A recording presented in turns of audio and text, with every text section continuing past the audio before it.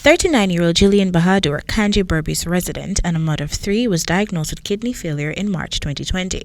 As a consequence of her diagnosis, the woman was told that she needed dialysis treatment since it is pertinent to saving her life. Today, the woman is lamenting that the high cost of dialysis has become a challenge for her.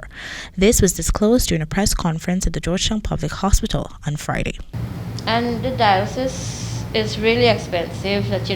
You're not working, you need assistance. And I think the government should at least give it to us free, because it's really hard. I don't see, but I talk to patients at our center in Berbice that say it's really expensive for them, that they're not working.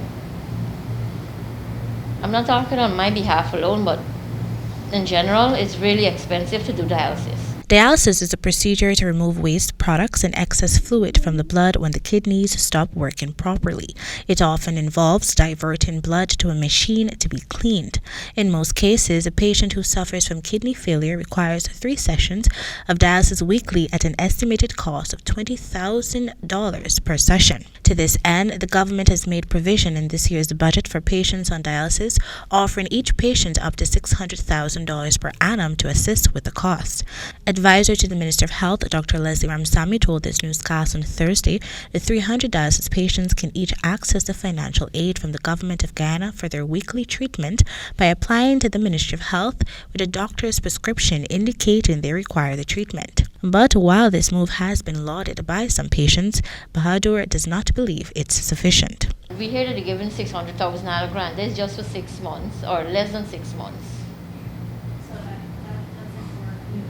That doesn't even cover the year. Outside of battling kidney failure, Bahadur has also lost her sight in April 2021 after a laser surgery damaged her retina. Meanwhile, it was disclosed by 33-year-old La Penitence resident and kidney transplant recipient Richard Manprasad that although he is grateful for the gift of a healthy kidney, he's finding it hard to maintain a healthy post-surgery life.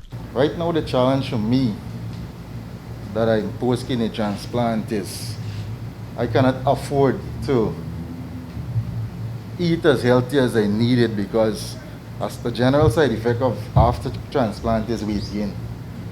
So I try out the diet, and because of the cost of living in this country, it's not feasible, especially in the city, to eat as healthy as you need it. I'm trying my best, but I'm not getting the result that I needed. Manprasad, who benefited from a successful kidney transplant 4 years ago, is now calling on the government to offer some financial assistance to kidney transplant recipients. I believe in all that the kidney transplant patient could get some sort of follow-up assistance from the government in terms of some tax exemption, something, because this year, National Kidney Month is focused on building paths to better kidney care. In this regard, it was announced by nephrologist Dr. Hemchand Baran that the GPHC intends to promote the importance of regular kidney screening. Diabetes is the leading cause of kidney failure in Guyana, affecting about 70% of all diabetics. Presently, 200 patients are receiving outpatient dialysis treatment, while there are about 10 to 15 patients hospitalized. For the HDP Nightly News, Kendell Richmond.